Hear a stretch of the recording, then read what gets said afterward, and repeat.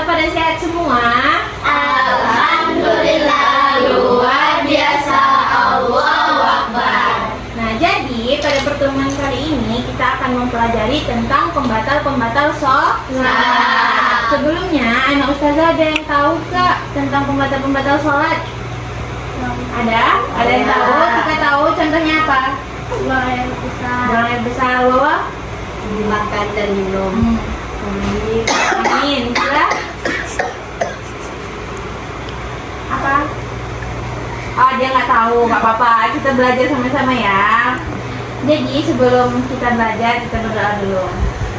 Rabbi Sholli sholli wa yassirli amri wahlul 'uqdatam min lisani yafqahu qawli. Rabbi zidni ilman warzuqni fahman. Ya Allah, tambahkanlah ilmuku dan berilah aku pemahaman yang baik. Nah, jadi sebelum kita masuk ke pelajarannya, Ustazah mau nanya dulu. Siapa tadi yang udah sholat maghrib? Ada yang nggak sholat? Kenapa besok nggak sholat? Kenapa besok sholat ya? Nah, nih juga Ustazah mau nanya satu dulu. Kalau misalnya nih kita lagi sholat, boleh nggak kita ngobrol sama teman sebelah? Boleh. Sholatnya batal atau sah? Batal.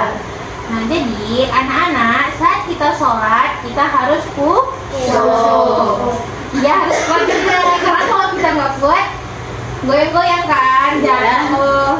Jadi kalau misalnya kita sholat, kalau misalnya untuk orang yang sakit, boleh nggak dia sholatnya tidur atau duduk? Boleh. Oh, boleh. Kalau misalnya dia emang benar-benar udah nggak mampu dia untuk berdiri, dia harus duduk atau tidur. Ada beberapa hal yang bisa membuat sholat kita batal. Atau kalau sholat kita batal, kita harus mengulang sholat kita dari awal. Jadi nih misalnya, contohnya Aziza pas sholat, Aziza nggak sengaja, Aziza kentut. Nah, jadi Aziza harus langsung batalin sholatnya, ambil wudhu, baru sholat lagi. Habis itu kalau misalnya dia berhadas tuh kayak misalnya dia buang air kecil atau buang air besar. Kayak misalnya nih lagi sholat kan, tiba-tiba wawa sak kencing, itu boleh nggak ditahan? Nggak, harus langsung dibatalkan. Terus juga misalnya nih lagi sholat, Aziza sama Tika ngomong, tiba-tiba bisik-bisik gitu, itu juga nggak boleh, itu membatalkan sholat. Habis itu pas lagi sholat, tiba-tiba Zira ketahuan minum. Misalnya ada temannya di sebelah yang tahu kalau Zira minum, itu batal nggak? Batal. Temannya harus negur. Kalau misalnya Sipa tahu Zira minum, Sipa harus negur, kayak entah ninggol dia atau apa gitu harus. Karena kalau dia ngelanjutin sholat, dia batal, dan Sipa di sebelahnya juga ikutan batal gitu. Terus juga bergerak terlalu banyak, misalnya ketika sholat dia bergerak gini-gini, nengok kanan kiri, itu batal nggak sholatnya? Batal. Karena dia terlalu banyak gerak. Sedangkan syarat sahnya sholat itu harus tumaknina itu tenang ya, bukan tegak, iya tegak juga, tapi tenang. Terus itu auratnya terbuka dengan sengaja. Kayak misalnya kita lagi sholat, terus tuh kaki kita nampak, kaki aurat atau enggak? Aurat. Jadi kalau ketika kaki kita nampak, berarti sholat kita batal. Harus diulangi lagi, tapi nggak harus mengulangi wudhu. Jadi makanya kalau misalnya kita sholat, tengok dulu baju kita udah rapi belum ya, kakinya udah tertutup belum ya, tangannya nampak nggak ya, gitu ya, diperhatikan lagi ya. Habis itu, kalau misalnya sholat kita batal, kita harus bersuci lagi. Kalau itu kita berhadas atau kentut atau apa, kita harus bersuci lagi. Nggak boleh misalnya nih, kita habis kencing, kita langsung sholat, itu nggak boleh. Itu tuh harus mengambil wudhu kembali. Habis itu lalu kita mengulang sholatnya dari awal. Tapi kalau misalnya kita sholat kan, misalnya nih kita sholat isya, tapi kita lupa, kita ragu, kita udah rakaat ketiga atau belum ya. udah sujud tadi atau belum ya, itu sholat kita nggak batal. Tapi ketika kita selesai sholat, itu tuh kita disunahkan untuk bukan sunah sih, lebih ke wajib untuk sholat, bukan sholat wajib untuk sujud sahwi. Langsung ya sujud sahwinya.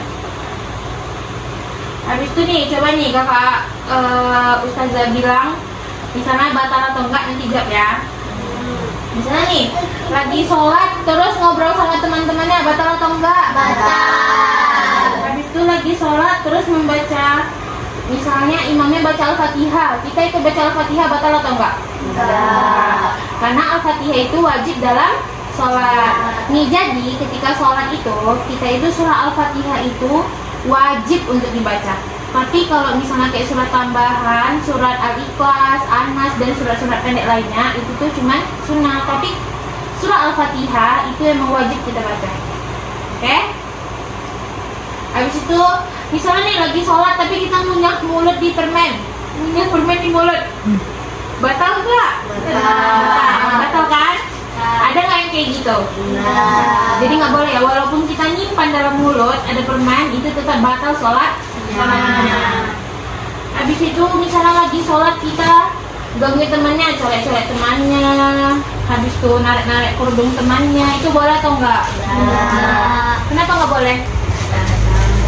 Nah, karena mengganggu teman, jadi temannya nggak khusyuk sholatnya. Habis itu coba siapa tadi yang ingat apa aja pembatal-pembatal sholat tadi? Ada berapa? Coba sebutkan satu-satu dari Wawa apa aja pembatal sholat. Satu, makan minum. Siapa? Menyenggol teman. Kira? Umurnya besar. Caca?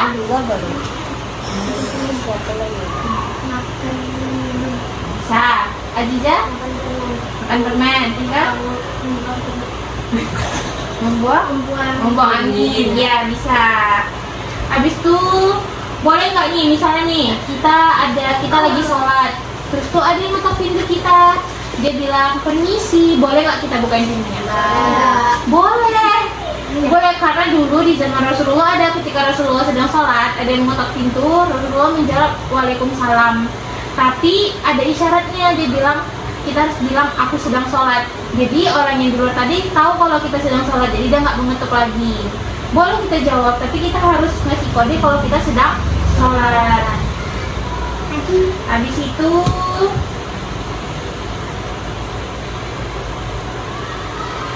jadi kalau misalnya nih kakak tunjuk, jadi kalau misalnya kita sholat kita batal karena kentut, kita harus ngapain? Berwudu lagi lalu mengulang sholatnya. Good. Habis itu kalau misalnya kita makan daging unta, batal nggak? Batal atau enggak? Batal atau enggak? Kenapa batal? Karena makan. Kalau misalnya nih kita sholat, kita sujud kan banyak tuh kan orang, kalau misalnya biasa di pondok-pondok sini dia sujud tapi dia tidur, itu sholatnya batal nggak? Batal. Walaupun itu halnya sepele, tapi dia harus ngulang lagi dari awal sholatnya. Tapi harus ambil wudhu kah dia? Ambil wudhu lagi nggak? Enggak, karena dia nggak buang hadas atau buang kentut. Nah, jadi sampai sini paham? Paham. Ada pertanyaan? Paham? Jadi apa tadi dua contoh pembatal sholat? Satu apa? Terus dua? Terus tuh? Menyenggol teman nggak boleh juga. Habis tuh? Berbicara. Iya, berbicara juga nggak boleh. Apalagi kayak menggibah ketika sholat itu sangat dilarang. Ya, menggibah ya. Siapa yang suka gibahin temannya?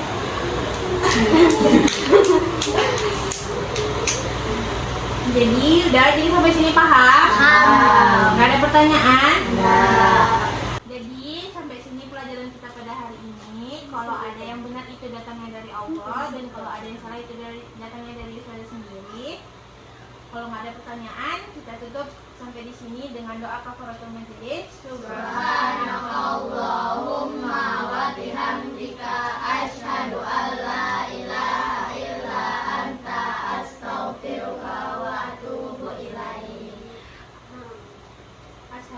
Assalamualaikum warahmatullahi wabarakatuh. Waalaikumsalam warahmatullahi wabarakatuh.